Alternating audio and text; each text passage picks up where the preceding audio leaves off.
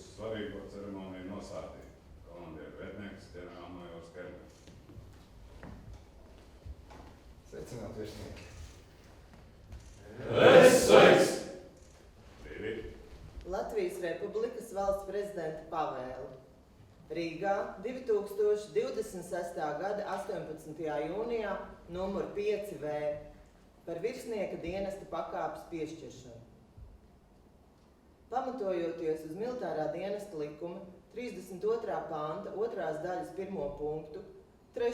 daļu un 33. panta 1. daļas 16. punktu, pavēlu piešķirt kārtējo dienesta pakāpi ģenerālleitnants ģenerālmajoram Kasparam Pudānam.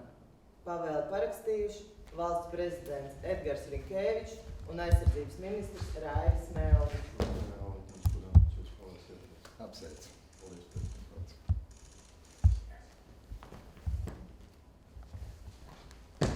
Gods kalpot Latvijai.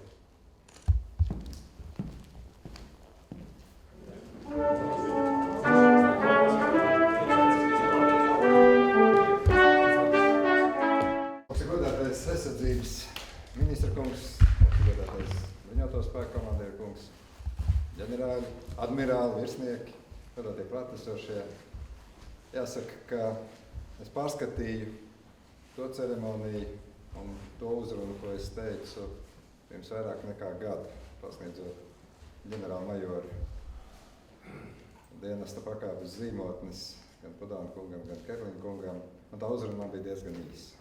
Toreiz es teicu, ka es gari nerunāšu, ka ir daudz darba priekšā. Patiesībā sakot, es esmu ļoti labā situācijā, tāpēc, ka arī šobrīd es negrasos teikt garu uzrunu.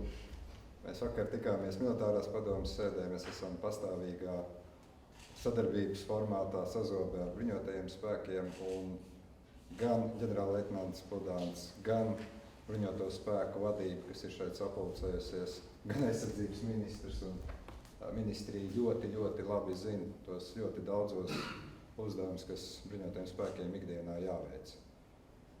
Mēs esam pulcējušies šeit Rīgas pilī, un mēs visi ļoti labi zinām veco labo teiksmi par Rīgu, kas nekad nebūs gatava. Tā paša var patiesību sakot teikt gan par mūsu valsti, gan arī par bruņotajiem spēkiem. Nekad nebūs tāds brīdis, kad bruņoto spēku komandieris, bruņoto spēku vadība varēs teikt, nu viss ir izdarīts, tagad es varu mierīgi pasēdēt, padomāt, jo, diemžēl, tā drošības situācija ir nemitīgi mainīga.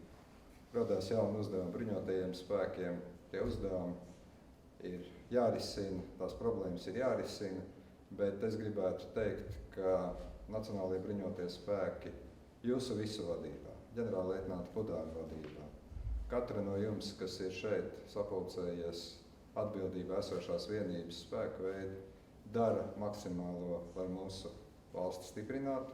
Jūs labi zināt arī, ka ir nemitīgi jāmeklē jauni risinājumi, un jūs to darat. Un es domāju, ka gan mūsu sabiedrība, gan mūsu valsts kopumā var paļauties uz bruņotajiem spēkiem, paļaujās uz tiem, paļaujās uz jūsu profesionalitāti un paļaujās arī uz to, ka jūs darat un izdarīsiet maksimālo, lai mūsu valsti aizstāvētu.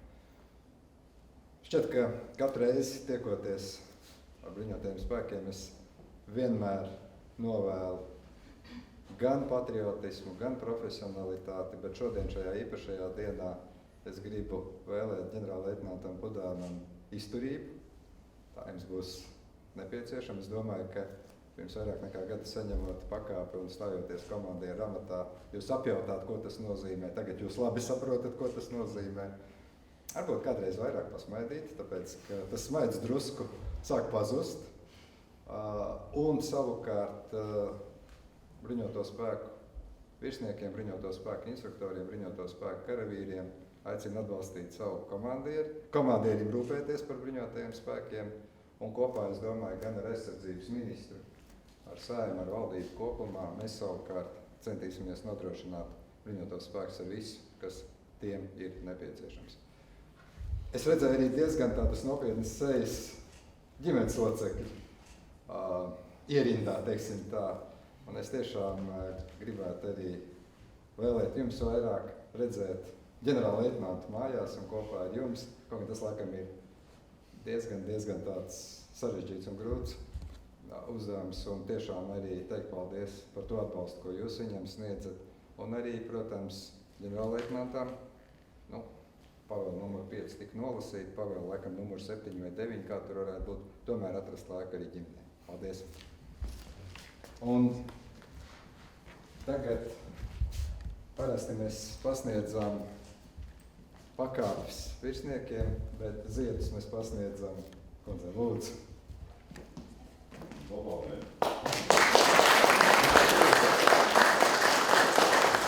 Augsts godātais valsts prezidents, godātais ministrs, Nora, Katrīna, Aleksandra un mājās Viktorija ar mājdzīvniekiem palikuši arī. Protams, ģenerāļi kungi, komandieri, virsardzam kungs, visi klātesošie, man tiešām liels pagodinājums ir par jūsu klātbūtni, ka jūs šodien esat kopā ar mani, ar manu ģimeni šajā pasākumā, kas tiešām ir raksturojams 2 vārdos. Jau minēju pagodinājums, bet otrs ir arī atbildība. Man liekas, atceroties savu runu, man nebija pierakstīt, pārlasīt ko, bet arī pagājušajā mēs minējām, ka to es uzskatu kā zinām kredītu, ko jūs dodat man, visiem bruņotajiem spēkiem kopīgi, un jūsu novēlējums un jūsu aicinājumi, protams, ir tie, kā mēs pildīsim šo kredītu. Skaidrs, tas kredīts ir uzticēts man, bet es paļaujos arī uz savu komandu, jo šis viss, kā tika minēts, kā ministrs kungs minēja, par vairākām komandām, kas ir šai panākumu vai šo sasniegumu pamatā, un nevis es pats. Tā ir mana ģimene, mani vecāki, kuri patveda mani uz aizsardzības akadēmiju, nejauši garām vedot manā pamēģinu tur, ieliekot, es domāju, neparedzēt to, ar ko tas viss varētu beigties pēc gandrīz vairāk kā 30 gadiem.